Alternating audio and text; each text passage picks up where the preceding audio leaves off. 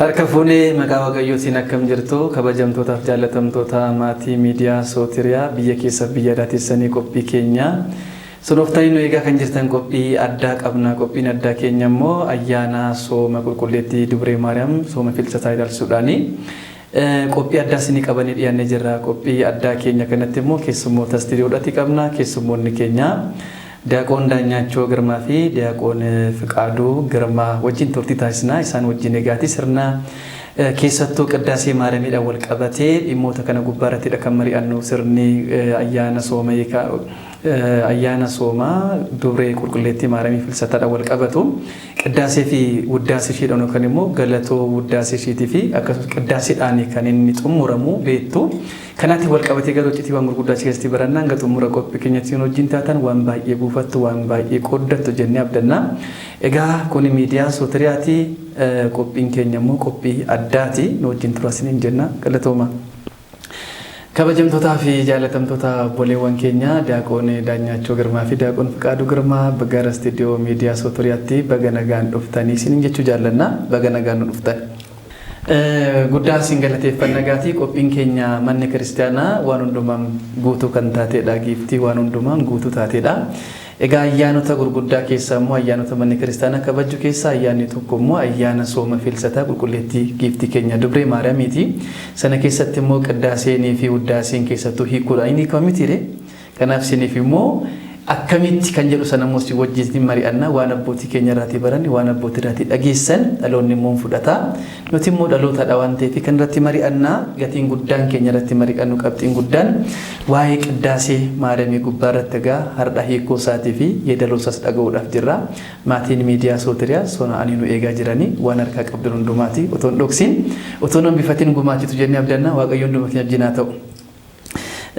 Gara marii keenyatti gaafa dhaqnu waa'ee qiddaasee Maariyaamiidha. Gatiin guddaan kan qabxii irratti xiyyeeffannu. Mee qiddaasee Maariyaamii keessa dhaquudhaan duratti sirni qiddaasee mataansaa sirna qiddaasee jechuun maal jechuudha? Yoom jalqabamee manni kiristaanaa gosa qiddaasee meeqa qabdi? Kan jedhuun kaasne immoo gara qiddaasee Maariyaamii isa barbaannutti immoo dhufna jechuudha. Kan irraa jalqabnu mee Diyaaqoon Daanyachoo Girmaa. Galatoomii sirna qiddaasee yookaan sirna galatoo kan jennu kana hiika isaatiirra yommuu kaanu jechi qiddaasee jedhu jecha afaan Ingilizii qaddasa jedhurraa kan dhufe yoo ta'u hiikni isaas galatoo dhiyeessee qulqulleessee eebbisee kan jedhudha. Sirni kun sirna mana kiristaanaa keenyatti kadhannaa gamtaadhaan daa'imman guyyaa 40 fi 80tti dhalatanii kaasee hanga maanguddoonni jaarsonni tokkummaadhaan kan itti argaman ergamoonni Waaqayyoo kan gidduutti argaman Waaqayyoon mataa isaatis kan gidduutti argamuu fi foonii fi dhiigni Waaqayyoo kan gidduutti argamu qaamoleen miiraa shanan itti hirmaatanii aarsaan shanan iddoo tokkottiin kan ittiin dhiyaatudha. Aarsaa shanan jennee yommuu dubbannu maatiin kiristaanonni hubachuu kan qabdan aarsaan inni duraa sirna galatoo irratti dhiyaatu aarsaa qurbaanaa jenna. Aarsaan qurbaanaa foonii fi dhiiga Waaqayyoo kan Waaqayyoo mataan isaatii hundeessedha. Wangeela Maatiyos boqonnaa 26 fi Wangeela Maarqos 14 yommuu dubbistanii maal jedha?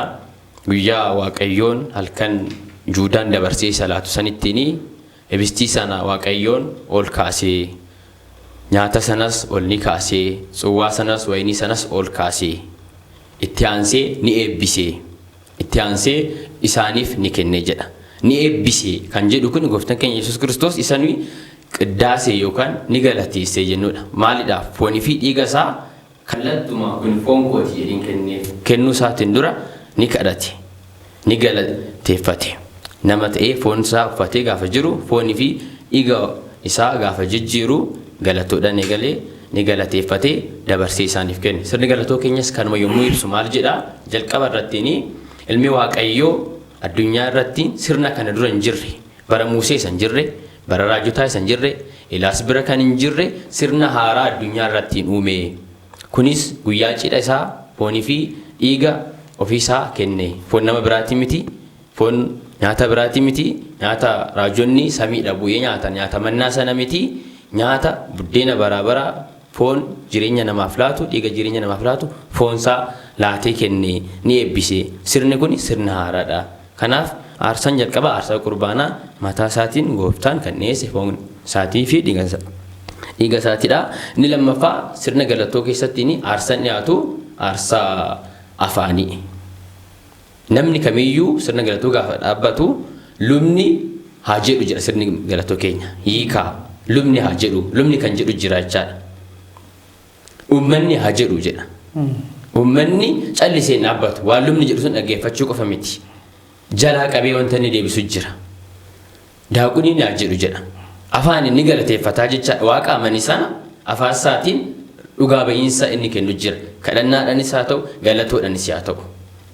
Inni biraa aarsaan dhiyaatu aarsaa ifaa yookaan dungoo.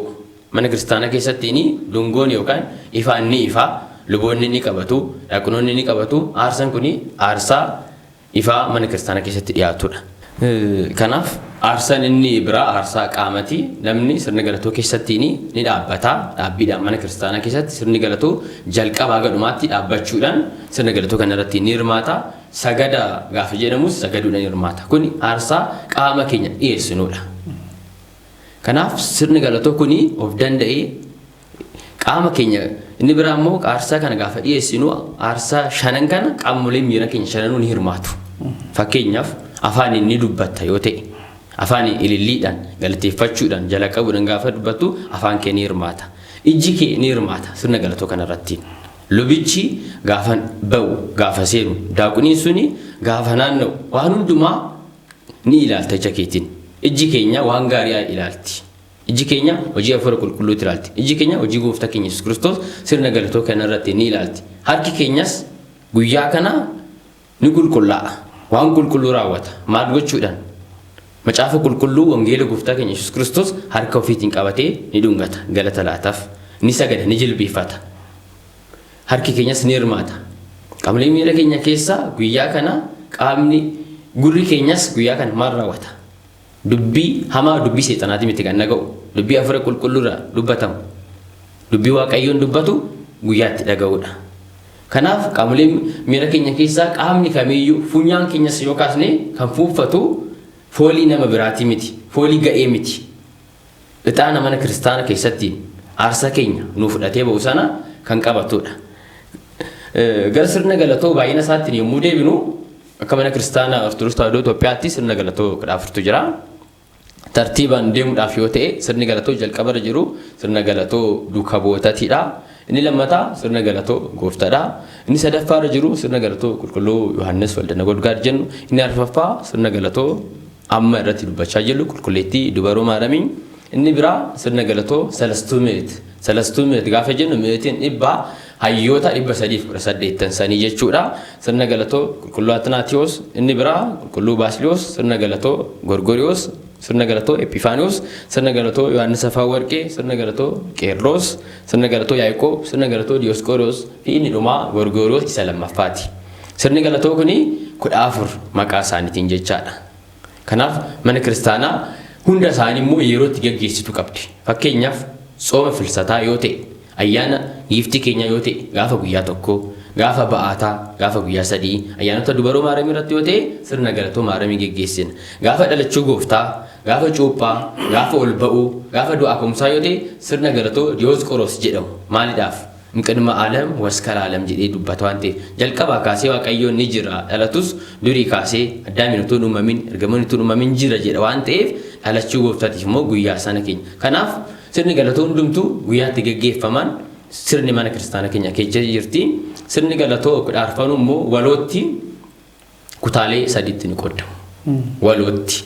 Inni jalqabaa kutaa qophii isa jennuudha. Inni lammataa kutaa barnootaa fi kutaa dubbisaa isa jedhamudha. Inni sadaffaa kutaa galata qurbaanaa yookaan firee qiddaasa isa jennuudha. Kutaan jalqabaa lubichi haallu bazintuu lubbuunaa yaa obboleessa koo mana kiristaana keessa gaafa jiraattu yaada akkasiin jiraadhu. Yeroo hundaa cubbuu kee yaadadhu jiraadhu. Kana qofas miti lubni kuni siif akka kadhatu yaadadhu. Otoo lubni kun siif kadhatu cubbuu keetiif waaqayyo dura utuu dhaabbatu ati akkamitti mana kiristaana gadhiistee deemtaa? Mana kiristaanatti deemtee seexanattiin akkamiin deemtaa jedhee isa eegaluu kaasee miimaxan haga jiru sanittiin guyyaan tun guyyaa eebbifamtuudha. Guyyaa addaatti haga jirutti kan jiru isa qophii jenna. Inni lammataa isa kutaa barumsaa jenneedha. miimaxanii irraa kaasee haga wangeelii dubbifamuttiin kan jiru yookaan qaacilii lammaffaa ga dubbifamutti abboonni numaayyuu qaaciliidhaan adda baasu. Isa daaqoniin qaacilii rukutu. Inni jalqabaa qaaciliin jalqaba dubbifamu dhalachuu gooftati waan wal fakkeessaniif. Inni lammataa qaacilii wangeela dubbifamu qulqulluu Yohaannisiin waan fakkeeffamuuf. Inni sadaffaa kutaan sirna galatoo kudhaarfan itti ba'an. Hubadhaa yaa kiristaanotaa sirni galatoo kudhaarfaniyyuu kutaa jalqabaatii fi kutaa lammaffaatiin wal fakkaatu. Sirni galatoo maaramis haa ta'u, sirni galatoo duukaa bootatis, sirni galatoo gooftatis kutaa jalqabaa, kutaa qophii jennuu fi kutaa barumsaa jennuun tokkuma gonkumallee garaagarummaan qaban. Garaagarummaan kan dhufu kutaa isa sadaffaa kutaa galata qurbaana jennu sanirraa ka'ee kan dhufuudha. Kutaa dhumaa kanatti akkamitti kutaan seensaa fi yookaan immoo kutaa barumsaatti gaafa dhufnu hundumti isaanii wal fakkaatutti ta'a. Kutaa sadaffaa keessatti firee qaddaasii irratti akkamitti garaagarummaan isaanii maalidha kan jedhu san akkamitti sarratti xiyyeeffannoo kennuuti maalni garaagarummaan achi keessa jiru. Galatoomii sirna galatoo hundarratti wal fakkaatu kutaa jalqabaa lammaan jedheera. Sirni galatoo addattiin kan uumamu sirna galatoo kutaa sadaffaati irratti. Maalidha fakkeenya fi sirni galatoo maaramii yoo kaasne kutaan inni sadaffaa waa'ee gooftaan keenya Yesuus Kiristoos dubaroo maaramiitirraa nama ta'ee nuuf jireenya ta'uu sanaasa. Maalidhaaf qulqullittii dubaroo maaramiin fayyina dhala namaa keessatti gahee isheen qabdu. Kiristoosiif haadha ta'uu ishee kallattumaan isa maqaa isaaniitti wal fakkaatuttiin kan deemudha sirni galatoo inni sadaffaa kutaan sadaffaa. Sirna galatoo qulqulluu fakkeenyaaf Diyoosqoroos gaafa kaastee kuma siin jedhe gaafa guyyaa dhalachuu gooftaa, gaafa cuuphaa, gaafa ol ba'uu, gaafa du'a ka'umsaa dubbatama. Dhalachuu gooftaa kan ibsu addattiin sirna galatoo kun kan eegalu kutaa sadaffaa isaatirraa eegala. Dhalachuusaa namni inni dhalate Kiristoos dhalate kun immoo kan uumameedha yookaan immoo erga dhalate booda jira malee isa dura hin jiru akka hin jenneef maal jedhee eegalee durii kaasee ni jira jalqaba hin qabu dhumas hin qabu ergamoonni utuu uumamin ni jira addaamin utuu uumamin addaamis utuu dogongoriin dura ni jira addaamis kan uume isadha jedhee eegala. Kaayyoo jalqabatti maqaa isaanii moggaafaman san kan eegalu lallaba isaanii kan eegala kutaa sadaffaa kanarraatidha. Kutaan lammaffaa gama biraatiin abboonni gaafa barsiisan kutaan barumsaa barnoonni kutaaleen isa dura jiran hundumtuu barnoota yookaan barumsa kiristaanonni daa'immanis ta'an kiristaanonni ga'eessa ta'an wangeela waaqayyoo lallaba duukaa bootaa dhaga'uudhaaf hundi isaanii akka dhaga'an gorfama. Kutaa sadaffaa kana garuu inuma abboonni gaafa dubbatan nuusa kiristaana yookaan amantaan xixinnoo warreen jennu suni gaafa kutaan sadaffaa kun eegalu ni bahu. Maalidhaaf? Amma bartee matee madhiifame malee akka seera dura taa'etti akkuma jette dhuguma namoonni hin geenye fakkeenyaa fi warreen amananii ganaa cuuphamuudhaaf jiraniyyuu yeroo firee qaddaasii irra gaafa ga'an sirna qurbaanaa kanatti hirmaachisuu waan hin dandeenyeef hamma kanatti iccitii kan hubachuu waan dandeenyeef hamma kanatti jajjabaatanii hamilee godhatanii kanaaf garuu warri nuusa kiristaanaa yookaan immoo kiristaanota xiqqoon hamma kanaaf bilchina hin qabne ba'aa jedhamee dhugumas ba'aa turan yeroo sanatti jechuudha. Amma garuu kan boo tokko maaltu jira warra gabaadhaaf ariifatutu ba'a warra hojii dhuunfaa qabutu ba'a kana sababeeffatee jechuudha kun immoo maal jedhu waaqa gowwoomsuus akka hin taane asirratti immoo beekamtii kennuus yookaan immoo yaada kan xiyyeeffannootti kennuu barbaachisaa itti dhufe. Tsaa'uu nuusa kiristaan gaafa jedhu ka daaqonichi amantaadhaan warreen xixinnoo ta'an gaafa jennu umriidhaan jechuu keenya miti amantaa haaraa ta'anii gara amantaa kanaatti kan dhufan amantaa birootirraa isaa ta'u mana kiristaanatti dhufanii galata qurbaanaatti jennee kutaa sadaffaa waa'ee foonii fi dhiiga gooftaa keenya dubbachuudhaaf jirra. Iccitiin kuni beektota jalaa iccitii dhokateedha. Beektota warreen jedhaman beektota addunyaati miti namootuma hedduu beeknerra jedhanirraa iccitiin kun iccitii waaqayyoo isa dhokateedha. Namoonni dandeettii hubannaa dhala namaatii ol iccitii ta'edha. Namoonni gaafa iccitii kana ilaalanii foonii fi dhiiga gooftaa gaafa kennamu foon waaqayyooti dhiiga gooftaati jechuu dhiisanii foon namaa yookaan nyaata biyya lafaati jedhanii dubbachuu danda'u. Maalidhaaf isaaniif hin ibne waan ta'eef ergamoonni duuka bu'oonni iccitii kana kan hubatan waaqayyoon hafuurri qulqulluun guyyaa isaaniif ibse kaaseeti. Yoo hafuurri namaaf ibse malee yoo amantaadhaan cimanii dhaabbata malee amantaadhaan xixinnoo ta'uurraa gara amantaan cimootti jajjabootti yoo jijjiiramtan malee kutaa sadaffaa kana hubachuun dogongoratti isaan geessa. beekumsi tokko beekumsa nama dogongorsu ta'uu danda'a. Yoo dandeettii beekumsa san itti simattu hubattu hin qabaanne. Kanaaf mana kiristaanaa maal jetti? Namoonni kun guyyaa barataatii oolaniiru, wangeela ni baratu, lallaba hunda dhagaaniiru. Gaafa iccitiin kun ga'u garuu kutaan iccitii kun gaafa ga'u kutaa isa itti aanutti illee yoo alalleen ba'uu dadhabame kutaa itti aanuttiin kutaa iccitii kanaan alattiin jiruttiin akka darban ni gaggeeffamaa jechaadha. Kanaaf kutaa sadaffaan kun adda kan ta'e addattiin kutaa iccitiitis kan of keessa qabu waan ta'eefidha. Kanaafuu ari'oo toon ta'ini hamma kanaaf geessanii bilchaattanii deddeebitanii hubattanitti humna keessanii ol ta'e qodattiin qoramtan bilchaattanii amma dhuftanitti hin qoraminaa ittiin hin kufinaa. Kanaaf bilchaachaatii koottaa jechuudhaaf kana dubbatti manni kiristaanaa jechuudha sirna kana kan qopheessite. Dhimma kaaste keessatti waa'ee dhiigaa fi foon qulqulluu isaa gaafa kaastu guyyaa kamisaa galgala jettee kaasteetta. Egaa iccitiin kun iccitii addaadha. Guyyaa kamisaa sana galgalatti kaasee galateeffate jetteetta yookaan immoo eebbise jetteetta. Galateeffate gaafa jennu kana qaamonni biraa galateeffate kan jedhu qaama biraatti akka hin fudhanne gooftaan fayyisaan Yesuus Kiristoos galateeffate jechuun namoota tokko eenyu yookaan immoo qaama biraa kan jiru tokko galateeffate jedhanii immoo kan dogoggoruudhaaf fedha qaban baay'een isaanii waan jiruuf eenyu galateeffate kan jedhu sana akkamitti ibsina fooniif dhiiga isaa kaasee yookaan immoo buddeena sana yookaan immoo maxinoo sana kaasee eebbise kuni foon koodha foon kakuu haaraatti isinii kennamuudha hodhaati nyaadhaa jedheen. Kuni dhiiga koo kan bara kakuu haaraatti waa'ee keessaniif jedhee dhangala'uudha hodhaati dhugaattiin jedhe. Kanaaf galateeffate gaafa jennu sana eenyu galateeffate ibsa kana keessatti maal dubbachuu barbaadetti ergaan suni kan jedhu sana kamitti kaasa? Dhugaadha. Inumaa ibsa kanaaf bal'inaan kan kenne sirna galatoo kanaadha jechuun danda'ama. Fakkeenyaaf sirni galatoo maal jedhee galee akka mormisiisaan ta'anitti ifa baasee ilmi waaqayyoo jedhe. Sirna addunyaa dura hin jirre ni bu'uureessee isa dura kan hin jirre jechuun maal jechuudha? Bara Musee kan hin jirre, bara raajotaa kan hin jirre sirna tokko ni raawwatee jedhe. Sirnichi immoo maalidha jedhee gaafa deebisu ofuma isaatii sirni galatoo keenya jalqaba aldattiin jechaadha. Sirna addaa raawwatee guyyaa cidha kanaattiin foonii fi dhiiga isaa duukaa bu'oota isaatiif ni kenne jedhe sitti immoo deebisee. Foonii fi dhiiga isaa duukaa bu'ootaaf ni kenne foon qaama biraatti miti jedhe. Foonii fi dhiiga isaa duukaa bu'oota isaatiif ni kenne. Foon kana namoonni boru gaafa dhufan fakkeenyaaf qulqulluun Phaawulos maal jedhee ergaasaa boqonnaa tokkoffaa Qorontos boqonnaa 11:26-27 irrattiin ani isan sinii kenne kana isan Kiristoos irraa dhaaleedha jedhe. Isan sinii kenne kana itti fufee guyyaa sana Kiristoos maaddii sana ni eebbisee maaddii sana ni qulqulleessee dabarsees nuuf kenne jedhe. Har'a Kiristoos fakkeenya lubootaa ta'ee gaaf maaddii sana eebbisu lubni ni jalqabaarra fakkeenya sana qulqulluu tarra Kiristoos irraa waan dhaaleef foon kana ni eebbisa ni qulqulleessa. Kana qofa miti qulqulloonni argaman Phexros faan isin furtuu biyya lafaa qabdu jedhanii lubummaa kan qabanii ni eebbisu jechaadha. Maaliidhaaf Kiristoos ofiisaatti eebbisee itti agarsiise. Gaafa ni galateesse jennu. Ni qulqulleesse gaafa jennu garuu akka waan biraatti akka hin taanee fi galatoo kabaja foonii fi dhiigni sun qabu sana ibsee waaqummaa isaatiin nama goonkadhasi waaqa goonkadhasi. Waaqa goonka jechuun qaamni kun immoo lubbuurraatii adda kan ta'e waaqummaadhaan tokko kan ta'e jenna miti nafsi talayyoo malakuuti tawaahada'u.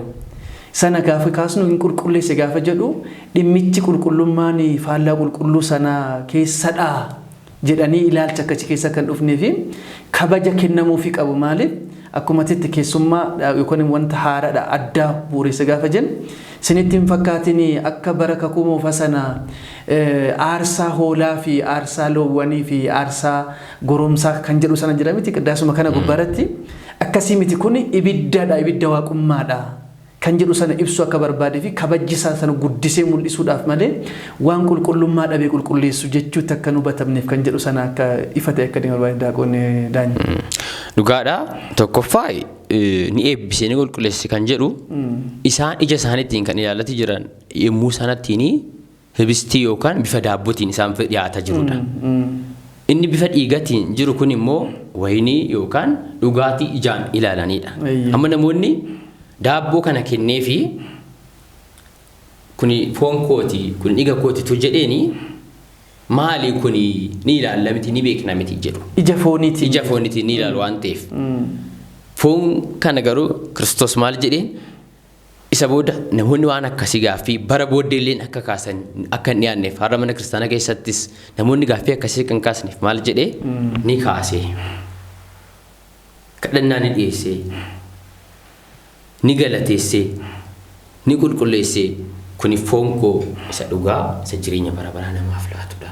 Kuni dhiiga koo isa dhugaa isa jireenya bara baraa namaaf laatudha jedheen. Kanaaf har'a namni mana kiristaanaa gaafa dhufu foon kennamu kuni foon dhuguma Kiristoos jijjiiru. Beetelemitti haa hojjetamu malee foon Kiristoos isa dhugaa dhiiga Kiristoos isa dhugaa kan hafuurri qulqulluun jijjiirudha. Kadhannaan keenya iyyuu maal jedha seetee ሚመጣን ግርምት ዛቲ ዕለት ወጽብት ዛቲ ሰዓት እንተባቲ ይወረድ መንፈስ ቅዱስ ጉያንቱኒ ጉያ ገምነ መሶዳችስቱዳ ጉያንቱኒ ጉያ ገምነ መናስስቱዳ የሮንቱኖ ጉያ ገምነ መዲጲስቱዳ የሮ አፉር ቁልቁሉን ሰሚ ጉባዳቲቡ ጉያ ኢትከበቹ ፎን ፊዲጋ ካን ጉያ ኢትቁልቁሌሱዳ ጉያ ኢትጅጅሩዳ ጉያን ኩኒ ጀዴ አፉር ቁልቁሉን ሰሚ ረዌ ጉያ ኢትጅጅሩ አመሰደን ከሰቃም ዋቀዩ አፉር ቁልቁሉን ቶክች አደተኤ ከንቲን ከበጀ ሰነላቴ ከበጀ ሰነ ከሲትሙ ሶዳን ኬኛ ሶዳ ሪፋቱፍ በዶቶን ተኢን ከበጀኑፍ ቀቡ ሰነ ከሰት ሶዳን ጃላላኑ ከስ ጅራቹ ቀቡ ከነ ከሚት ከንጀዱሳ ከናፍ ጉያ ኢትጅጅሩ ጉያ ኢትከበጁ ፎንጎፍታ ኢሰዱጋ ኢገጎፍታ ኢሰዱጋ ጉያ ኢትታሲሱዳ ጉያን ኩኒ ከናፍ አፉር ቁልቁሉን ጉያ ኢትቡዳ ጉያ ዋቀዮን ግዱት ተርገሙዳ ከናፍ ነሞኒ ኦቶ ማሊኒፍ አድገሙን ቀበር ዋንቲፍ ከበጀመሉፍ ቁልቁሉን ጳውሎስ ኦልሂቄ ጫቀሱመን ካሰረት ይማል ጀ ነሚዩ ኡቱን ቆፓይን ገርፎን ፊ ኢገ ከናትቲን ዮዲያቴ ፍርዲዮ ፊረቲን ፊዳ ፊቲባታ ጀ ሉብቺ ሰርከሳ ዲቀት እንጀዳ ቦዴት ዱፍና ዋንቲፍ ከናፍ ጅጅረሙሳ ጎንካ ቁልቁሉ ተውሳ አንገፈ ሉቦታ ክርስቶስ አንገፈ ሉቦታ ጀሜራ ዋንቲፍ አንገፈ ሉቡማ ሳቲ sirna kana taasee ofiisaati buureessee sirna kana buru namoonni hin barbaachisu Kiristoos miti kan hundeesse akkan jenne ani raawwadhe narraa baradhaa jireenya ittiin argadhaa jedhee ofiisaati sirna nuuf buureesseedha. Dhugumatti guddaasi galateeffannaa daaqoon daanyee girmaa sagalee jireenyaas yaa dhageessu egaa sirna qiddaasee keessatti qiddaasee maal akka ta'e maal jechuu akka ta'e eenyu akka jalqabee manni kiristaanaa immoo gosoota qiddaasee meeqa akka qabdu qiddaasee keessatti immoo kutaawwan qiddaasee mataan isaanii akkamitti akka ta'e sirnoonni suni sirni hundumtuu sirna samii keessa jiraatu biyya lafaa irratti raawwachaa akka jirtu manni kiristaanaa qulqulleettiin duuka bu'uutti hundumeettii fi isheen tokkitti taate kun hundumaaf kan geessu tokkitti taate qulqulleettii kan taate kun sirna biyya samii keessa jiru biyya lafaatti raawwachaa akka jirtu Kiristoos qaama mul'achaa akka jiru nutti himteetta. Gosoota qiddaasee 14 kaasteetta. 14 keessa immoo qiddaaseen Maariyaamii yookaan immoo qulqulleettii giiftii keenya dubree Maariyaamii qiddaasee tokkodha akka tokkotti jechuudha. Kana gaafa kaasnu gaate achuu keessatti qiddaaseen kuni qiddaasee maal akka ta'e immoo kaasuun dirqama keenyadha. Amma sooma filsataa keessa gaafa jiru waa'ee qiddaasee Maariyaamiiti caalatti kan dubbatamus qiddaaseen qaddasamu guutummaa isaatti jechuudha. Mee qiddaasee Maariyaamii jechuun maal jechuudha? Qiddaasee Maariyaamii kuni eessaatii dhufe akkamitti jalqabame kan jedhu immoo taa'uuf nuti dhimma ajandaa keenya marii giddu galeessa godhannus kana waan ta'eef jechuudha. Eshi sirni galatoo sooma filsataa keessa gaggeeffamu harka caalmadhaan sirna qiddaasee dubaroo Maariyaamiiti. Maafiin harka caalmadhaan jedhee guyyaa tokko addattiin gaafa guyyaa 15ffaa sirni galatoo gaggeeffamu sirni galatoo duuka bu'ootaa gadduun gala waan ta'eef isaan alatti garuu sirni galatoo kuni kan gaggeeffamu sirni galatoo qulqulleettii dubaroo Maariyaamiiti. Sirni galatoo kuni eessa dhufe yoo jettanii sirni galatoo hundumtuu akka mana kiristaanaa keenyatti kan dhufe heeyyama hafuura qulqulluutiinidha. Namoonni hafuura qulqulluun irra bulee isaan dubbisiise. Wangeela Maatiyos, Wangeela Maarqos jennee kan dubban hundumtuu kitaabileen barreeffatan hundumtuu qulqullicha akkuma jedhe namoonni hafuurri qulqulluu isaan gaggeessee akkuma barreessan. Kunis hafuurri qulqulluun irra bulee namoota isaan dubbisee namoota isaan irra buleetu sirna galatoo kana gaggeesse. Kana keessaa tokko kan ta'e qulqulluu Abbaa Riyaaqos sirna galatoo Maariyaamii kana kan nuuf lafa kaa'ee darbe. Muudamee yommuu jiruttiin sirna galatoo kana kan gaggeessedha. Innis haala kamiin yoo jettanii Abbaa Hiriyaaqoos nama amala qabu yookaan nama naamusa qabu yaa ta'u malee barnoota nama qabu hin turre. Barnoota gaafa jennu barnoota muraasa qabaatus garuu aangoo isaaf kenname kanaan kan walgitu waan hin qabaanneef namoonni yeroo hundumaa isarratti inni naafu ture. Inni yaaduma muudame malee beekumsa hin qabu. Kanaaf waanuma goone taasisnee isa hambisuu dandeenya, hambisuu qabna jedhu. Addattiinis immoo maal gochaa ture Waaqayyoon isaaf ibsee namoota sirna qurbaanatiif gahaniif hin geenye ijumaan ilaalee ati geechertaa sirna galatoo sirna qurbaanaa yookaan foonii fi dhiiga gooftaa fudhadhu. Ati immoo si'afaa gaabbii galii yeroo biraa fudhatta jedhaan. Yommuu kana ni inaafan. Kanaaf mee asirratti garuu otoo beekumsa mana amantaan qabaatiin qiddaasee qaddasuun hin danda'ama kan jedhu akkamittidha kun akkamitti dhufe jechuun Abbaan Hiriyaaqoos beekumsa mana amantaan qabu garuu amala gaarii qabaatteetta. Otoo beekumsa mana amantaan qabaatiin hin danda'ama akkamittidha kun akkamitti ta'uu danda'e kan jedhu sana akkamitti mee? Duuka bu'oonni yeroo muddamaa sirna isaan nu ka'anii darbantu jira. Maal jedhanii gaafa namni muddamuu kan baratee fi kan beekumsa qabuu fi kan naamusa qabu yaa muddamu jedhan lamaanuu kan qabu. Ni yaadatta yoo ta'e hojii duuka bu'ootaa irrattiin boqonnaa jaarrattiin daaqonoonni yommuu muddaman maal jedha kitaabichiin nu keessaa namoota 7 kan uummata birattiin ragaan isaaniif bahame Hafuurri Qulqulluun kan irra bare ogummaadhaan kan guutame yaa filannu jedha. Kana gaafa jedhu ogummaa inni jedhame isa baratee fi hiikama. Ogummaadhaan kan guutaman gaafa jennu ogummaa isa barnootaatiin barnoota keenya ammaatiif akka nuuf siimuttiin.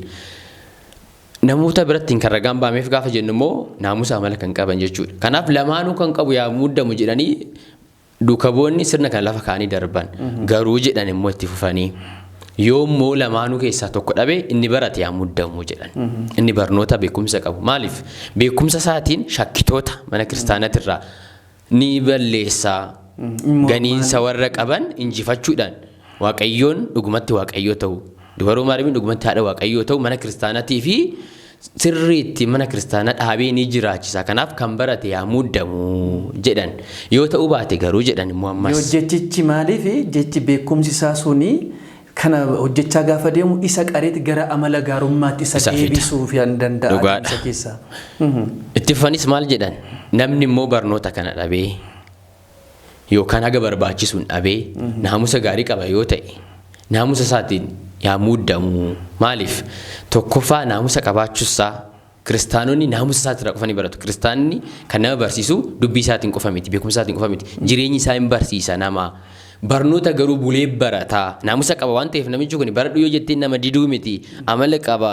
Kanaaf ni barata nama kasoomina qabuudha ni barata bulee barata jedhanitti sammuudhaan ture jechaadha jalqabarraa. Kanaafuu tokko yooyyuu hanqateeyyuu itti dhufaadha malee immoo dhiisee tokkichaan haa jiraatu jechuutu hin ta'in adeemsi barumsa isaa amala gaariitti isa fida. Amalli gaarii isaa immoo barumsatti isa guddisa waan ta'eef dhiisuun qabnu manni kiristaanaa gadhiisaa taatee akka nafne seeraa sirna malee akka nafne kan barumsa qabaatee amala gaarii yoo dhabe amalli gaarii barumsi isaa sun adeemsaa sun isa guddisaati deema. Kan immoo amala gaarii qabaatee barumsa dhabe immoo amalli gaarii isaa sun mataan isaa akkuma jette gadoof qabaadha waan ta'eef barumsa baradhu soo jedhame hin dhiisu waan ta'eef hin guddifata lachuun argata waan ta'eef kana soolachuu walqixa dhabame tokko kan qabu immoo kanatti guddifachaa deema kan jedhu sanan qabu jiran jechuudha. Dhugaadha isa qofas miti wangeellu maal jedha oriitii fi wangeela keessaa yookaan immoo raajota keessaa dubbiin tokko kufumannaa samiin kun darbu wayyaa samiif lafti darbu wayyaadhe. Maaliidhaaf namni hin beekne seenee dubbii balleessuudhaan citis falleessuudhaan garantaanetti akka hin fiinneef kanaaf namni beeku dhufuu qaba. Qulqulluun Hiriyaaqoos garuu wallaalus beekumsa yoo dhabeesi Hafuurri Qulqulluun isaaf ibsaa ture waan ta'eef wallaalan jedhamu. Wallaala kan jedhamu nama beekumsa illee hin beekee Hafuurri Qulqulluun yoo bira hin jiraanne wallaala jechuu hin dandeenya ta'a. Inni garuu gaafa sirna galatoomoo seenu wanti nuyi shakkinu kuni wanti nu mudataa lakkii otoon baratiin namoonni kaan beekanii baratanii waggaa meeqa guutuutti dhamaanii isa argatu kan Hafuurri Qulqulluun immoo isaaf ibsaa ture isaaf jechuudha malee wallaalee seeni jechuu miti. Hafuurri Qulqulluun hunda beekaa. Akka ilaalle isaaniitti qalama yookaan immoo jechoota dubbatamu isa sirreessanii dubbatamu sana yeroo sanatti Abbaan Hiriyaaqoos kanan qabu. Maaliif haala barbaacha fedhii isaa keessa akka jiru garuu beekamaadha. Isaanis kana itti naafanii kanaaf beekumsa hin qabu waan ta'eef tuuffannee sana booda kanan danda'u waan ta'eef keessaatii baasnee muudama sanarraati isa buusna jedhanii waan yaadaniif fedha isaanii keessatiin ala garuu abbaa Hiriyaaqoos bira kan jiru jira. Beekumsa isaan biratti barbaadamu sana isa baratanii bira ga'an sana dhabuus hafuura qulqulluudhaan garuu kennaa kan akka argatu abdii qabaadhaan jennee akka achi ga'us immoo dhugaadha. Achis digee immoo hin hafne ni seene sirna galatoo kana geggeessuudhaaf. Yommuu sirna galatoo kana seenuu kutaa isan jedhe kutaa isa sadaffaarra yommuu ga'u sirna galatoo kamii haa baasu nufi maaliidhaaf isa kuffisuu barbaadu waan ta'eef isa cimaa ta'e baasuufii qabna jedhan. Yaa dogoggoree keessatti baasnee muudama kana hambisnu irraati. Jibbiniira waan ta'eef namni yeroo baay'ee kufaatii namaa barbaada waan ta'eef namni jibbiinsa namaa qabu karaa namni kufuu barbaada waan ta'eef. Amma qiddaasee keessa dhaabbatte asumatti matu dhaabneeti qiddaasee keessa dhaabbatte jibbiinsa namaa waggaadhaaf yaaddu kufaatii namaa har'as argaa jirra mana kiristaanaa keessatti jechuudha. Namoonni akkasii beekumsa isaaniitiin boonan dubbateeraan gooftaan wangeela Luqaas boqonnaa 18 gubbaratti namicha isaa Fariisaawii sanaaf isa qaraxa guuruu sana mana qiddaasee seenanii akka isaa waan nan taasisneef guyyaa lama nan soomaa kurnee nan baasaa akka namicha qaraxa guurtu kana waan na taasisin galateeffadha jedheet kadhannaa isaa caalaa abaarramee gadheedha miti. Suni maal garuu maal jedhe gadoof qabe akka amma abbaan Hiriyaaqoos gadoof qabu kanatti ol jedhee yoo laaluudhaaf Waaqayyo biratti aangoo kanaaf dandeettii kanan qabu jedheeti laphee isaa rukutaa bu'aa dhiifama kadhata ture. Kanaaf qiddaasee keessatti daaqonni yeroo baay'ee deddeebisee maal jedha laphee keessan qulqulleeffadhaa obboleessa keessan keessatti hammeenya yaadinaa laphee qulqulluudhaan Waaqayyo fuuldura jedheetidha kan kadhatu. Kanuma iyyuu inni immoo ragaa ba'uudhaaf maal jedhisiiti gaafa sirna galatoo isaa eegalu wayqawwim yoom batitinaa wa fiqr. Ani guyyaa kanattiin maaddii qulqulluu kana fuudha. Maaddii jaalalaa kana fuuldura jaalalaa fi maaddii kana fuuldura jechaadha. Jaalalaa fi kasoominaan dhaabbadha. Jaalalaan dhaabbadha gaafa jedhu akkana jibban nan jibba jedhee dhaabbadhanii tilakkaa'eetiin miti. Jaalalaan dhaabbadha. Kiristoos warra isa ajjeesan akkuma jaalate warra isa reeban akkuma jaalate ani maaddii kana fuuldura garuu kasoominaan dhaabbadha. Gaheera jedheetinis miti kana dhaabbadhu kasoominaan dhaabbadha. Jaalalaanis nan dhaabbadha jedhee sirna galatoo isaan sirna galatoo cimaa yommuu barbaadan hafuurri qulqulluun garuu isa dubbisee inni dursee tooni goosaa labbee jedhee eegale. Lapheen koo waan gaarii baasee lapheen koo waan gaarii baasee lapheen koo waan gaarii baasee jedhee hafuurri qulqulluun isa dubbisee sirna galatoo maaramii kana ni geechise. Namoonni isa tuffatan har'as ofii isaatiiyyuu qalamayyuu hin beeku. Isa kennameefiyyuu kan dubbisee seeran jechuun beekne isa haaraa uumee dubbataa machiidhamoo akka jechuusan jedhaniin. Tuffatanii tarrasi. Tuffatanii. Jechatti mayyuun qabatu haaraa isaatiif. Haaraa isaa fidee jedhani. Kan galuu fi kan hin galleef walitti makee. Yommuu kana namoonni isa jaalatanii lakkii hafuuruma qulqulluutu isarra bulee dubbachaa jira jedhanii yommuu ka'an namoonni kaan immoo lakkii hin ta'uu jedhan. Kana booda sirna qabu. Sirna qabanii maal taasisan? Sirni galatoo kamiyyuu calliseetii miti kan nu bira ga'e. Maali haa ta'u sirna galatoo kana yaa barreessinu. Barreessinee yaa keenyu. Kana booda fuunee bishaan keessatti gannaadha. Bishaan keessa utumaa hin ta'in yoo ba'e ni fudhannaa jedhan. Abiddatti gannaa jedhan. Abidda keessas yoo ba'e ni fudhannaa. Ammas dhukkubsataa irratti gannaa jedhan. Akkuma yaadan fuudhanii sirna galatoo kana bishaan keessatti ni gatan. Yommuu baasan sirni galatoo kun utumaan ta'in ba'e. Maaliidhaaf akkuma jalqaba isin jedhe hafuura qulqulluudha waan ta'eef. Abidda keessatti hin gatan. Ammas utumaan ta'in ba'e.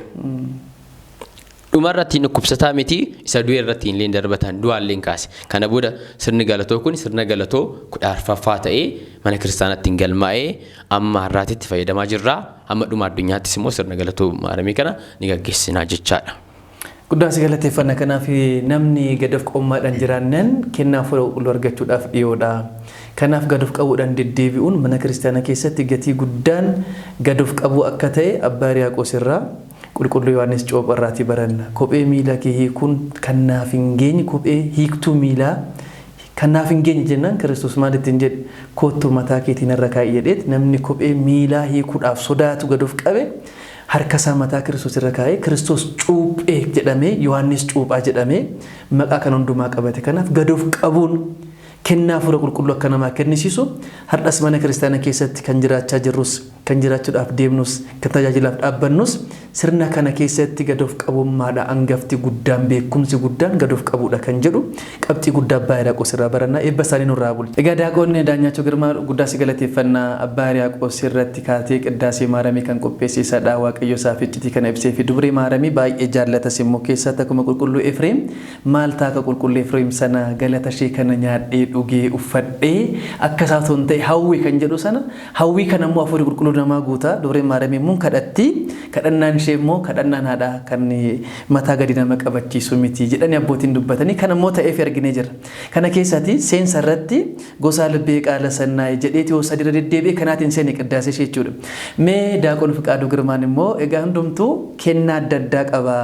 Afurii qulqulluun garuu tokkodha jedheeti dubbata. Kennaa kanaan immoo Daaqoon Fiqaaduu Girmaa yeedaloodhaan mee kanatti nu yeedalessee mi'eessee akka qulqulluu yaarii nutti himaa isarraati immoo dhaggeeffannaa Daaqoon Fiqaaduu Girmaa. Tole galatooma. Tole jalqaba irratti manni kiristaanaa keenya qooqan qabdusi qooqa hundas qabdi.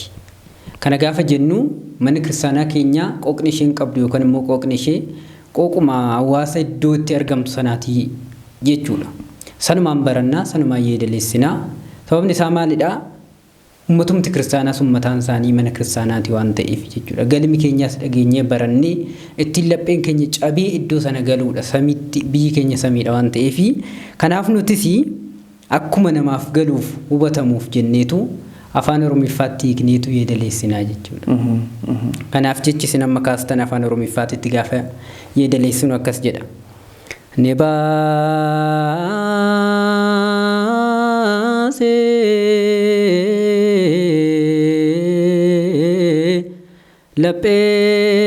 Lapheen koo wanta gaarii ni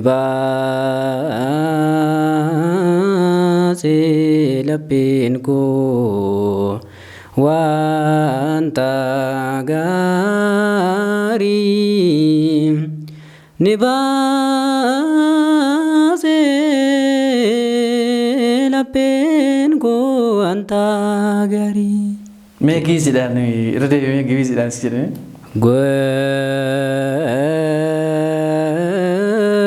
Gosa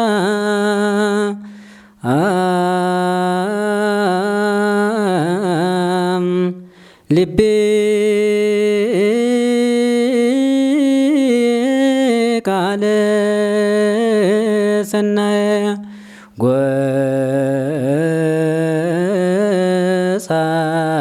libbee qaala sannaa'e gosa libbee qaala sannaa'e. Sagalee jireenyaa si'a dhageessu faarfannaa ergamoota si'a dhageessu Daaqoon Fiqaaduu Girmaa dhugumatti guddaa si galateeffannaa. Mee gara Daaqoon Daanyachoo Girmaatti immoo dhufnaa. Mee Daaqoon Fiqaaduu Girmaan yeedaloodhaan miidhagsee Abbaa Hiriyaaqoosiin bakka bu'ee har'a immoo dhaloonni kun dhugumatti Waaqayyoo ofiisaa ragaa malee hin dhiisne jedhe kitaabni qulqulluuni. Dhaloonni kun immoo dhaloonni na galateeffatu jettee qulqulleettiin Dubree Maariyaam dhaloonni immoo dhaloota Dubree Maariyaam galateeffachuu beeku dhaloota Waaqayyoo beeku dhaloota Waaqayyoof kennameedha kan Dubree Maariyaam galateeffatu dhalootadha. Dhaloonni kun immoo dhaloota Waaqayyooraatiin dhalatan maqaa hin banne kan kennuufi isadha. Dhaloonni Maariyaam galateeffane dhaloota miti. Kan Maariyaam beekne Waaqayyoon beeku. Kan Waaqayyoon beekne immoo ofiis hin beeku. Kanaaf yeedaloodhaan miidhagsee Abbaa Hiriyaaqoosiin ta'ee Abbaa Hiriyaaqoos akka arginu dhuguma Abbaa Hiriyaaqoos jira kan jennu yeedaloo akkasiitiinidha miti darbee kan dhufu kun kan nu bira ga'uudha. Maal jechuudha lapheen koo waan gaarii baasee lapheen koo waan gaarii baasee lapheen koo waan gaarii baasee jedheedha kan dubbate. Irra deddeebi'ee yeroo sadi lapheen koo waan gaarii baasee dheera. Jechuma sana jedhee garuu irra deddeebi'eera. Maal inni wanti gaarii kuni maaf yoo sadii irra deddeebi'eessuma jedhee kan jedhu immoo iccitii mataa isaa qabaatiin naa laata. Kan jedhu manni kiristaanaa waa qabaattu malee hin dubbattu. Mee maalinni? Eshi galatoomii obboleessi keenya akkuma yeedaleessee lapheen koo waan gaarii baasee lapheen koo waan gaarii baasee lapheen koo waan gaarii baasee jedhe. Dursee lapheen koo waan gaarii baaseen kuni macaafa qulqulluu irratti barraa'ee ni jira. Faarsaa Daawit 44 lakkoofsa 1 irratti maal jedha? Goosaa libbee qaala sannaa'e waanaa yadda Gibriil nugus. Lapheen koo waan gaarii baasee ani gochaa koo mootitti nan himadhaa jedhe. Abboonni dubbii abbaa tokkoo fudhatanii dubbachuun tokkoffaa amala isaaniiti. Lammaffaa Daawit dubbii kana gaafa dubbatu lapheen koo waan gaarii baasee waa'ee mootii samiif lafaa nan dubbadhaa dubbii koo isattan himadhaa jedhe. Abbaa Hiriyaaqos immoo maal jedhe? Lapheen koo waan gaarii baasee ani immoo giiftii samiif lafaa isa Daawit mootii samiif lafaa jedhe saniif haadha kan taatu ishee waa'ee ishee tan dubbadhaa waa'ee ishee san nan dubbadhaa ishee keessattiin mootii samiif lafaa isa Daawit jedhe san argannee jirra jedhee Daawitiif ragaa quubsaa kenne. Irra deebi'ee gaafa jedhu Daawit goosaa libbee gaafa jedhu lapheen koo waan gaarii baasee gaafa jedhu ofii isaatii miti kan dubbate. Hafuurri qulqulluutu isa dubbise. Hafuurri qulqulluun Daawit dubbise suni Abbaa Hiriyaaqosis dhaqee dubbise. Hafuurri qulqulluun tokkodha. Daawit kan dubbisiise Hafuura qulqulluudha. Abbaa Hiriyaaqosis dhaqee kan dubbise Hafuura qulqulluudha. Kanaaf amma qaddaaseen mataan isaayyuu kitaaba qulqulluurraatii ragaa kitaaba qulqulluudhaan barraa'ee kitaabni qulqulluun immoo jecha Waaqayyoo iccitii biran ga'amneen garuu hamma namni hubachuu danda'uun katabamee kan kaa'ame jecha Waaqayyooti. Kanaaf qaddaaseen kitaaba qulqulluudhaan ala nama jedhaniif kitaaba qulqulluu dubbisuu yoo beekan kitaaba qulqulluudhaan ala kan ba'een jiru. Faarsaa qulqulluu faarsaa 44 Daawit jetteetta. Daawit mataan isaa immoo laphee Waaqayyooti jedhama mitiire. Kanaaf namni laphee Waaqayyoo qabu waan namaa baasa. Waan namaan baasu. Abbaan Hiriyaaqosis immoo Daawitirraa abbootarraa kan dhalate kan dhaale sun Hafuurri qulqulluun Daawit bira jiru miti bara kakuu moofaa keessa waa Hafuurri qulqulluun hoo jiraate bara kakuu haaraa keessa immoo akkamitti dhabamaree kan jedhu dhugaa dubbatte. Kanaaf Hafuurri qulqulluun kuni Daawit ni dubbise waan gaarii akka ni dubbatu taasise. Hafuurri qulqulluun sun immoo deebisee Abbaa Hiriyaaqos dubbise waan gaarii lapheessa akka baasu taasise. Waan namaa miti. Waan namaa kan nama yaadachiisu seexanaadha. Waan gaarii garuu keessattuu immoo waa'ee gooftaa waa'ee dubaroo maaramii yoo Hafuurri qulqulluun dubbise malee Waaqayyoon gooftaadha Yesuus Kiristoos gooftaadha kan jedhu hin jiru jedhe. Itti fufee maal jedhe Luqaas irratti waa'ee dubaroo maaramii gaafa Elsaabeet gaafa deemtu Luqaas 1:38 kaanee gaafa buunu Maaramiin gaafa gara Elsaabeet deemtu Hafuurri qulqulluun Elsaabeet irra ni bulee jedhe. Hafuurri qulqulluun dur Daawit irra buleera. Abbaa Hiriyaaqos irra bulee ammas Hafuurri qulqulluun tokkuma Elsaabeet irra bule. Ishees waan gaarii dubbisiisuudhaaf barbaade. Maal an jedhu waan gaarii yaa haadha gooftaa gara koo dhufuun siif hin ta'u jetteen. Yaa haadha gooftaa dubaroo Maaramiin haadha ta'u Kiristoos gooftaa ta'u dubbisiise. Ilmaa qulqulluun Jeeroo Masirratti maal jedhe seetee dubaroo Maaramiin gaafa gara Elsaabeet deemtu Elsaabeet battala tokkottiin Kiristoos gooftaa ta'u dubaroo Maaramiin haadha ta'uu battee Kiristoosin kan fudhatte akka jecha ammaatiin dubaroo Maaramiin waan garasitti deemteedhaa fi bakka dubaroo Maaramiin deemte hundatti addunyaan Kiristoos fudhachaati deeme. Addunyaan Kiristoos akka fudhatuuf bakka hundatti Kiristoosin lallabaa kan deeme Kiristoos fudhadhaa jettee Kiristoos fuutee kan deemte dubaroo Maaramiidha. Bakka isheen deemte hundatti Kiristoos waan jiraatuuf namoonni Kiristoosin kan fudhatan karaa dubaroo Maaramiiti. Bakka dubaroo Maaramiin hin jirretti Kiristoosichuma hin arganne. Kiristoos akka argataniif dubaroo Maaramiin wangeela Kiristoos taate Kiristoosin deessee isumas lallabdi jedhee dhugaadha. Kanaaf Hafuura qulqulluudhaan lapheen koo waan gaarii baasee jedhe. Ammas lapheen koo waan gaarii baasee ammas lapheen koo waan gaarii baasee sadii godhe. Ol baasee afur hin jenne gadi buusee lama hin jenne. Sadii maaf taasise yoo jettee sirna mana kiristaanaa keenya keessatti ka hunda dura ni mana kiristaanaa keenya maal lallabdi yoo jettee hunda dura qulqullootaan dura waan hundaan dura qulqulloota illee yommuu lallabdu kaayyoon ishee ni jalqabaa Sillaasee lallabuudha. Hundeen ishee maarree bu'uura. Kanaaf Baasiloos maal jedhe maqdima kulluun sabbek Sillaasee hunda dura eenyu lallabnaa Sillaasee lallabnaa qulqulluu kan ta'an adda kan ta'an tokkummaaf sadummaan kan jiran Sillaasee lallabnaa akkuma jedhe abboonni ka hundumaa kan dubbisu Hafuura qulqulluudha siin jedhe waan ta'eef hundumtuu jalqaba isaanii maaliin eegalan waa'ee Hafuura qulqulluutiin eegalan. Kanaaf yoo sadii irra deddeebi'ee dubbate jechuma tokko immoo irra deddeebi'ee dubbate tokkummaa Waaqayyo gaafa dubbatu jechuma tokko toon jijjiiramin Waaqayyoon tokkodha. Sadummaa ni qaba gaafa jedhu yaa Israa'el hubadhu Waaqayyoon kee tokkodha jedhee akkuma Yaaqoob dubbate sana Waaqayyoon tokkodha. sadummaa muunii qaba gaafa jedhu jecha san irra deddeebi'ee yoo sadi dubbate lapheen koo waan gaarii kanas waa'ee Sillaaseetiif dubbataa jira waa'ee tokkummaa isaaniitiif ni dubbataa jira waa'ee sadummaa isaaniitiif dubbataa jira waa'ee Maariyaamii qofaaf akka hin jenne jalqabuma gaafa waa'ee Sillaaseetii kaayyoon dubbachuu keenya waa'ee qulqulloota qofa miti waa'ee qulqullootaatiif kan kaane waa'ee Sillaasee dubbachuurra jalqabni keenya achiidha jedhee gale. Kanaafuu maddi qiddaasee keenya qiddaasee 14 yoo barbaanne hundumti isaa dhaqee Sillaasee yoon beekin qiddaasee jedhamus hin danda'u. Maaliif namoota tokko amma qiddaasee Gorgoriyoos jettu qiddaasee Baasiiliyoos jettu qiddaasee Yohaannis jettu qiddaasee Yohaannis Afawarqii jettu qiddaasee jedhanii kan kaasanii kan namoota sanaaf kenname keessatti kan lallabaa jiran Sillaaseedha. Kanaaf bu'uurri Waaqa Abbaa, Waaqa Ilmaa, Waaqa Hafuura Qulqulluu tokkummaadhaan sadummaadhaan achirraatii kaateet bu'uura sana godhatteet waa'ee Baasiiliyoos isaa softu waa'ee qulqulleettii Dubree Maariyaamis waa'ee qulqulluu Yohaannis isa abbaa wangeelaas qiddaasisaas yoo kaaste kan isaan dubbatan eenyu? Nama tokko wangeela Maatiyos jedhanii barreeffatanii dubbisu yookaan immoo barreeffameen dubbisu. Wangeela Luqaas kan jedhu dubbisu. Wangeela Maarqos jedhanii Yohaannis jedhanii dubbisu. Waa'ee isaanii gubbaa irratti guyyaa tokko wangeela Maatiyos jedhanii waa'ee Maatiyos qofa dubbataan Kiristoos dhoksee jedhanii beekan. Waa'ee qiddaasee Maariyaamii gaafa ka'u, waa'ee qiddaaseen Baasiiliyoos gaafa ka'u, waa'ee qiddaaseen Gorgoriyoos gaafa ka'u waan Kiristoos dhoksame fakkaatee kan dubbatanis jiru. Kanaaf hubannoon keenya maalinni nuti jalqabas miidhagsinee kan beennu qiddaaseen keenyas galatoon keenyas barumsi keenya dhalli keenyas bu'uuri isaa Sillaaseedha. Akka ta'e hubachuu fi beekuu qabu kan jedhu kaasna jechuudha. Guddaa isin galateeffannaa sagalee jireenya isinii dhageessu obboleewwan keenna.